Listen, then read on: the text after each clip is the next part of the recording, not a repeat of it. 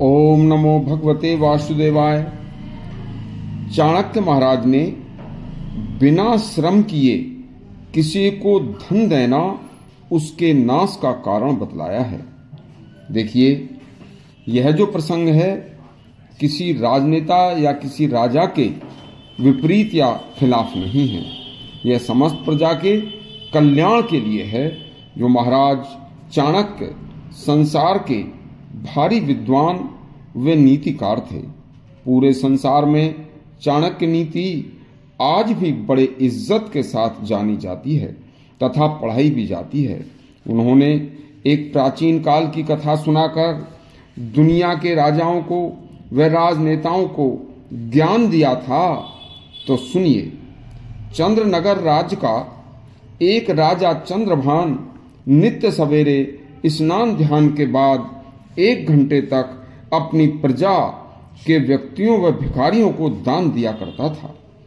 एक दिन राजा चंद्रभान अपने पड़ोसी राजा सूर्यसेन के यहाँ गए। जब राजा ने सूर्यसेन के राज्य में प्रवेश किया तो देखता क्या है कि अनेक रास्तों पर अनेक लोग मिट्टी डालकर कोई नया रास्ता बना रहे हैं, कोई नई सड़क बना रहे हैं, किसी सड़क को ऊंचा कर रहे हैं।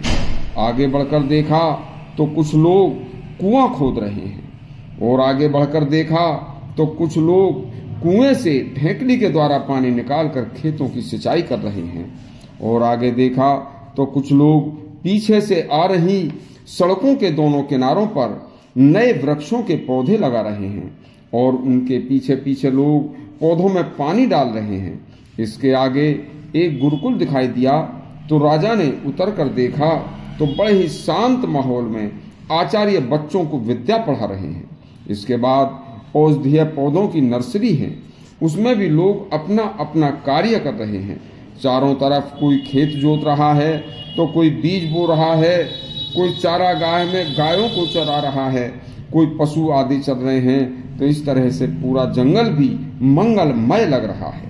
जब राजा ने नगर में प्रवेश किया तो कुछ लोग नगर की सड़कों पर झाड़ू लगा रहे थे, कुछ लोग इधर उधर खाली पड़ी जमीनों की सफाई तथा नगर में गंदगी कर रही घास फूस को उखाड़कर सफाई कर रहे थे। इन समस्त कार्यों में लगे हुए लोगों के पीछे पीछे एक एक आदमी उनके नाम पते लिखकर गणना करके राजा को पहुंचा रहा था।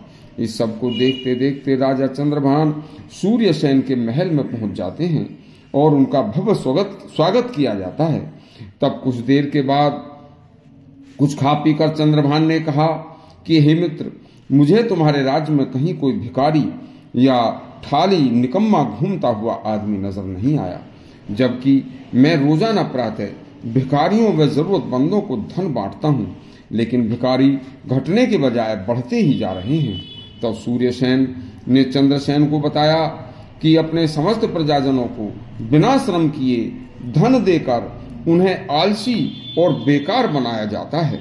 जो आप कर रहे हो, मेरे यहाँ जो व्यक्ति धन चाहता है उसे उसकी शक्ति के अनुसार काम देकर श्रम करा के धन दिया जाता है। जो लोग जवान व हष्टपुष्ट और ताकतवर हैं उन्हें भारी काम दिए जाते हैं और जो श्रम के अनुसार पैसा धन दिया जाता है। वृद्ध व कमजोर व्यक्तियों को उनकी क्षमता के अनुसार काम देकर धन दिया जाता है।